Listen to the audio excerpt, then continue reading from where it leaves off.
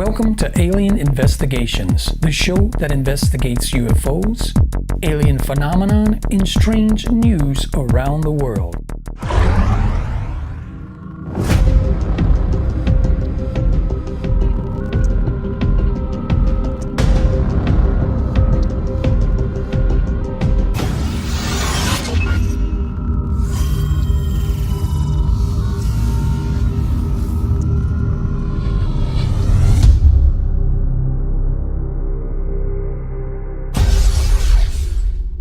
There's no doubt that there are many strange UFO abduction cases out there, but none more credible and amazing than the one on today's show. This particular incident goes back to 1975, and nothing on that sunny fall morning was to foreshadow the tremendous fear, shock, and confusion that they would be feeling as darkness fell. Snowflake, Arizona, 1975. On November 5th, 1975, after a long day of cutting lumber with his crew in the Sitgreaves National Forest near Snowflake, Arizona, Travis Walton yelled and took the liberty of giving the stop work signal. Shut it down, boys! The sound of saws died as the men gathered their stuff together. Travis and all 6 members of his crew piled into a 65 International truck. Dwayne by the left rear door, John and Steve in the middle, and Alan by the right rear door. In the front, Travis sat by the door, riding shotgun, while Mike took the wheel. They left at around 6:10 p.m. and figured if they did have any breakdowns, they should be home by 7:30. The truck bounced up and down over the water bars in the road.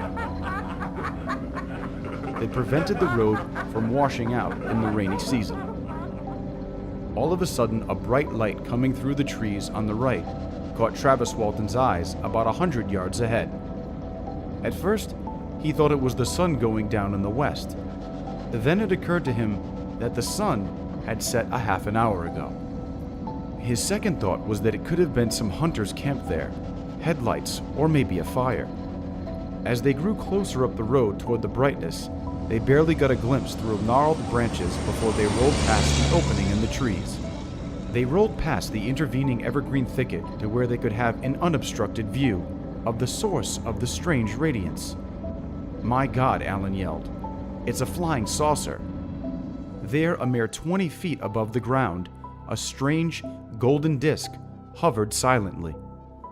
Travis wanted to seize the opportunity to see the craft at close range. He was afraid it would fly away and he would miss the chance of a lifetime to satisfy his curiosity about it. He hurriedly got out of the truck and started toward the hovering ship. So Travis jumps out of the truck and heads towards this flying disc that's about 30 foot above the ground, right? All the guys are hollering in the truck because they're scared. "Travis, get back here! Come here! Let's get out of here!"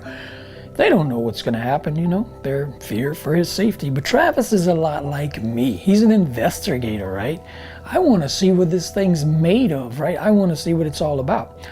And, you know, if they abduct me, so what? You know, if I'm not unconscious in the ship, I'm going to do some investigations, right? I'm going to look around this thing. I want to see what kind of technology this thing's made of, right? I want to learn as much as I possibly can. So I think Travis was feeling the same way, you know, and he always, in the back of his mind, said, you know, if something happens, I can run away. So he gets under this thing, and all of a sudden, a beam shoots down, picks him up off the ground, levitates him, and then throws him back 20 to 30 foot flat on the ground. So the guys in the truck now think that he's dead, and they're really terrified. So they're like, "Let's get out of here, Mike. Let's go. He's dead. Let's go." And Mike didn't want to leave him, of course, but everybody was so scared, so they took off. They shot out of there. So they get down the road a ways, they find somebody and try to get some help. A few minutes later, whatever, they come back for Travis, and then he's nowhere to be found, and of course the craft is not there as well. So I got my hands on some interview, okay, from Travis. Thanks to Finding UFO for providing me with this footage, and for the original creators as well. Their description and links are all in the description in the videos below.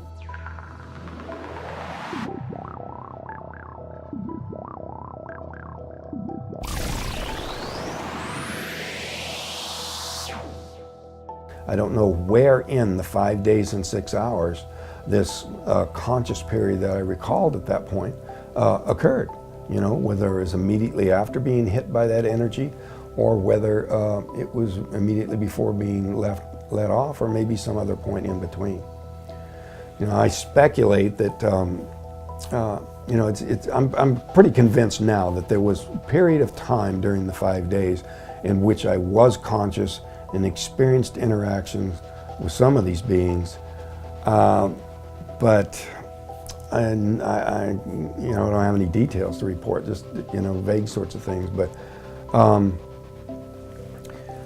part of that time was probably in some sort of an unconscious or injured state, you know, some sort of a coma or induced coma, or some sort of procedures involved in correcting the damage from being hit by that blast of energy. You know, at the time, all I could remember was this short period of time. That was the reason that I thought it was still the same night. Because all I remembered was this short period of time, so, you know, that wouldn't take 5 days, you know. There was no reason to think there was anything other than the same day, just later on the same Wednesday. When I regained consciousness, I was in such pain that it would actually sort of knock me back out again, the pain, you know, to come to consciousness and be hit with this wall of pain, you know, you back off from that into unconsciousness, you know. It sort of like knocked me back out again. But I didn't know where I was. I didn't realize the danger and the fearful situation I was in at that point, but I knew something was terribly wrong with my body, especially my inability to get enough oxygen. This feeling of suffocation generated a panic in me that even through the haze of pain and semi-consciousness, you know, still added to this desperate feeling. And added to that was the feeling that I couldn't move, you know. I mean, I could move, but it was so difficult to move. It was like, you know, everything was heavy, like I was so extra weak or whatever. Later I wondered if the gravity in that craft was heavier than Earth gravity. That's still a possibility. Part of it may have just been hypoxia, you know, or a result of the injury. But for some reason I felt extremely weak. It could have been partly due to the efforts of these beings to keep me subdued, sedated in some way with the, you know, the kind of telepathic or mental control methods that they're supposed to have. For whatever reason, you know, it was hard to move, but when I tried, it was painful. It added to the pain.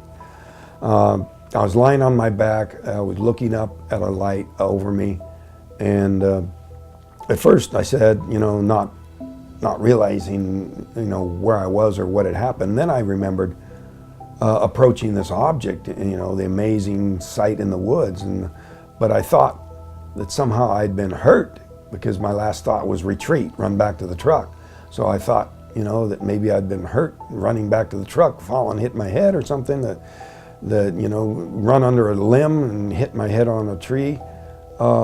Something like that. You know, your blind panic running away from something, you might turn around to look what might be chasing you and run smack into a tree.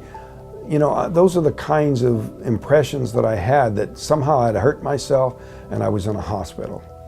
You know, I could tell I was probably on some kind of a raised surface. It may have been my hands were falling off the edge of the table, on the edge or something. The impression, you know, added to, because the ceiling and light above me were so close. I thought I was in a hospital.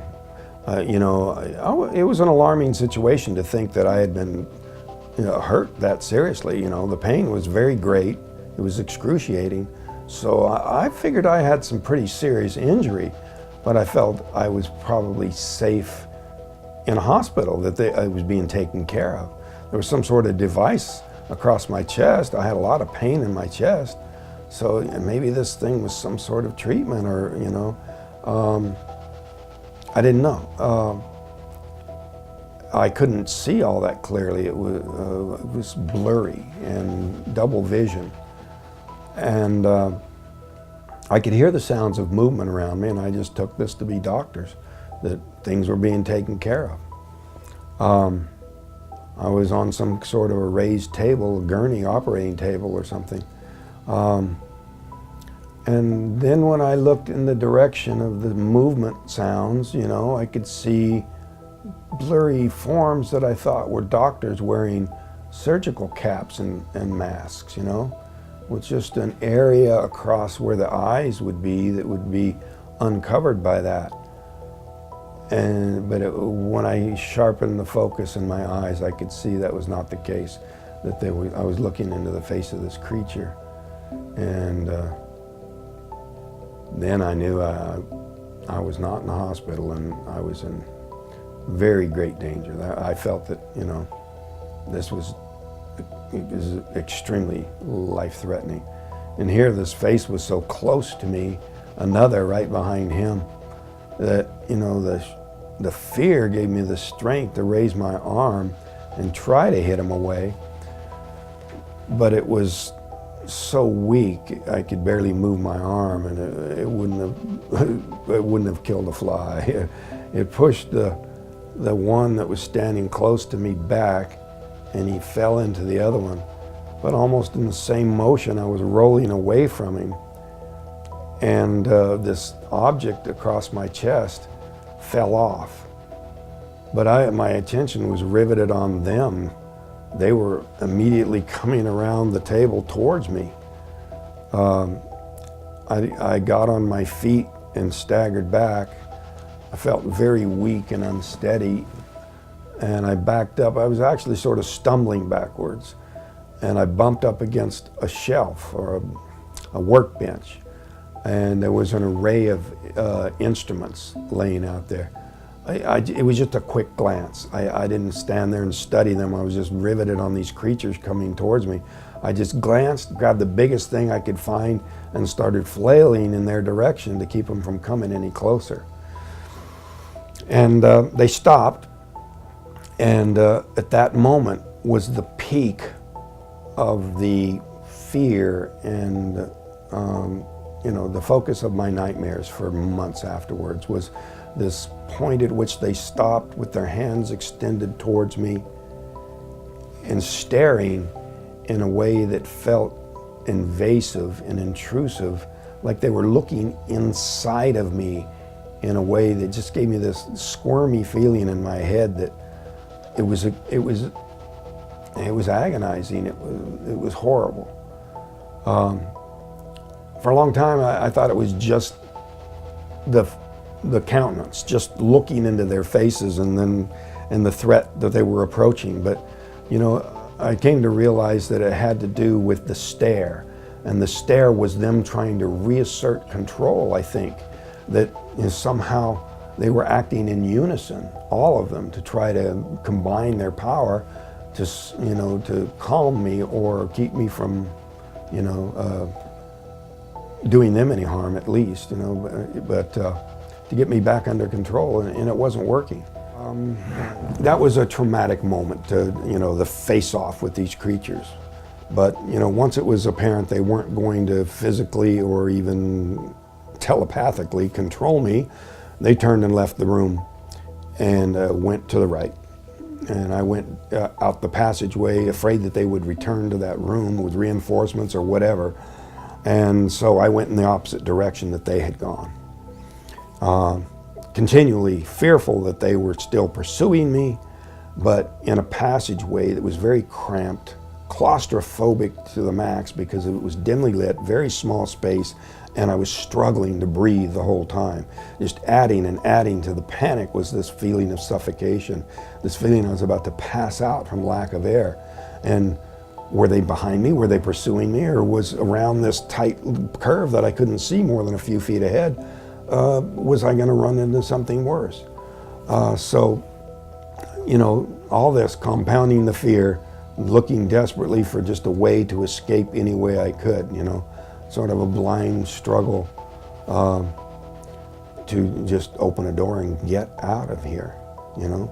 Partly the feeling of being trapped, partly the feeling of suffocation, claustrophobia. And I'm not a claustrophobic person, although I enjoy the wide open spaces and the out of doors. You know, contrast my normal environment to this dimly lit, humid, cramped, dimly lit little space occupied by these bizarre beings. So,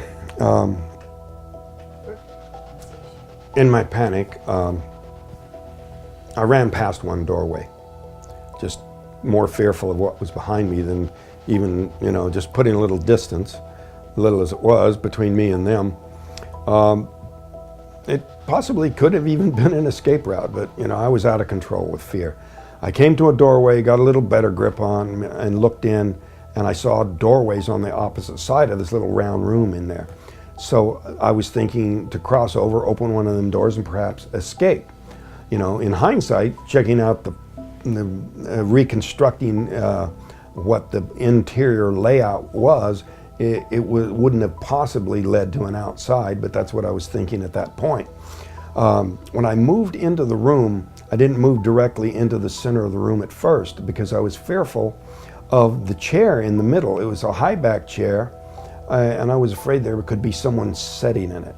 So when I moved to the side and could see that there was no one in it, then I moved towards the chair. And it was then that I realized that the closer I came to the center of the room, the more it appeared, the walls appeared to darken.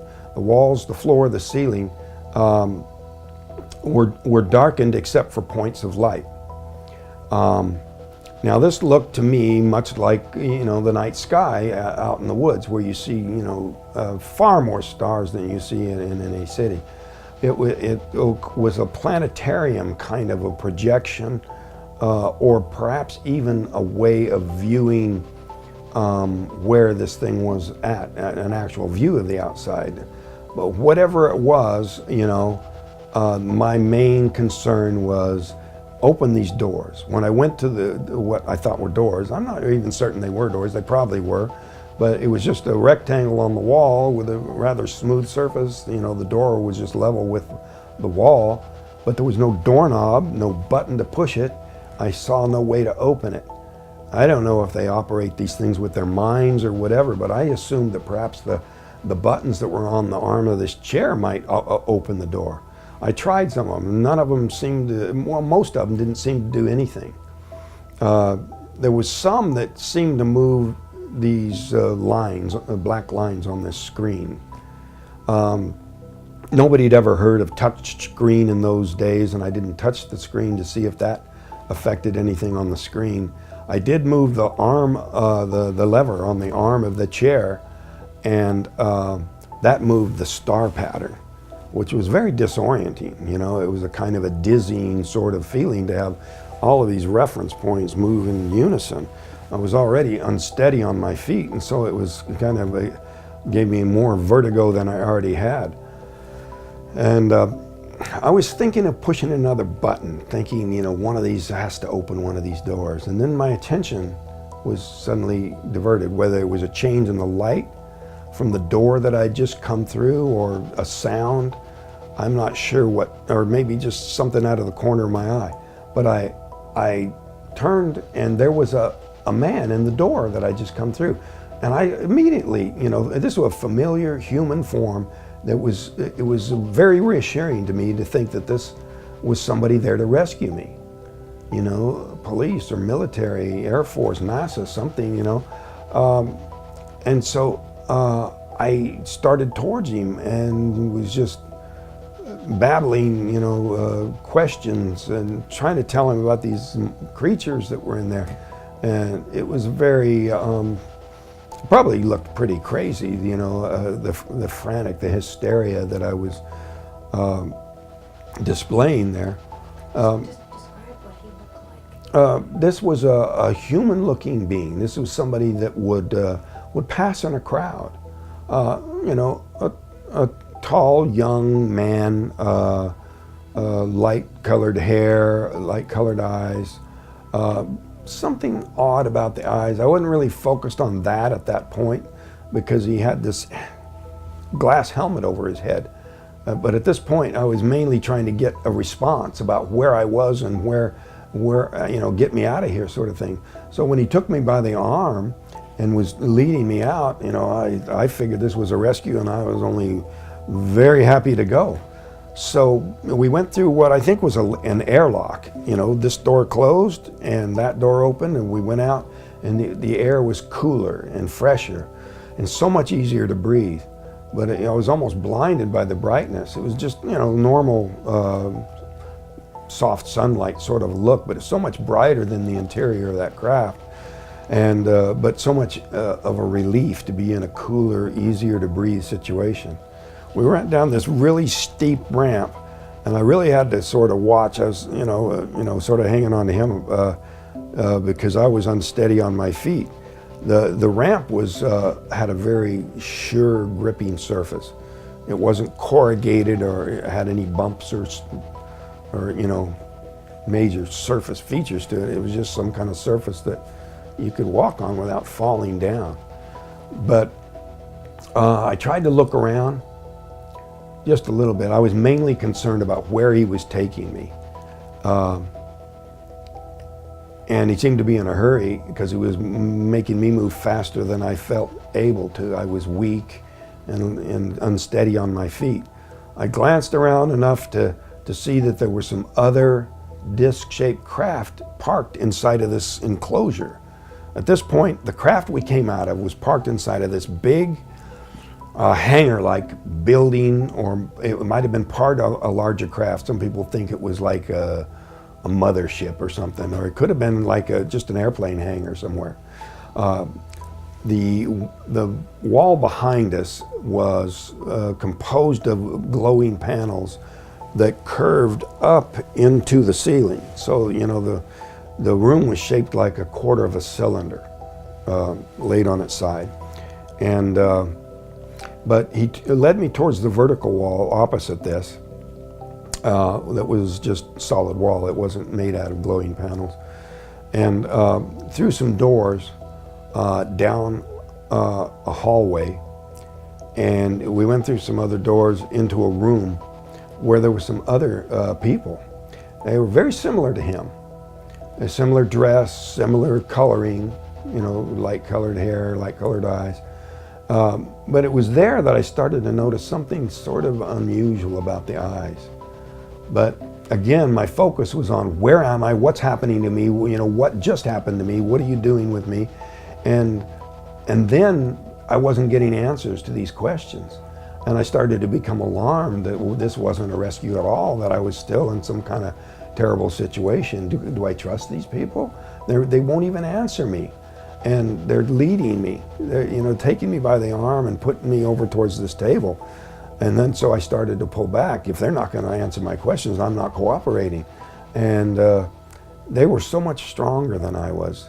They actually felt stronger than a normal person. I worked in the woods, and I could take a chainsaw on either hand and hold it straight out to the side on either side, which is quite a feat of strength. I got pictures of that, but they were able to easily subdue me. I was in a weakened condition, but I felt their strength. But still, the panic I had at being restrained like that, I was able to jerk one hand free, and they put this mask over my face, and I got my finger under the edge of that trying to pull it away. I was probably hypersensitive to a claustrophobic kind of reaction, but before I could pull it away, boom, I was out. I think there was some kind of a gas in there that was like anesthesia or something.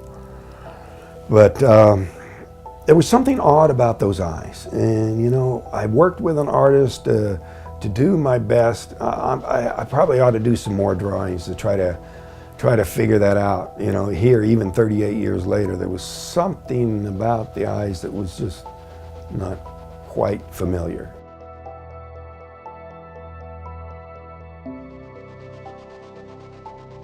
So I hope you enjoyed today's episode. Remember to like, share, and subscribe on your way out. And always remember, guys, to have your phones and cameras ready, because you never know when you'll see something strange or unexplainable. I'll see you right back here every Wednesday with fresh new episodes of Alien Investigations. Hey, brother, watch another.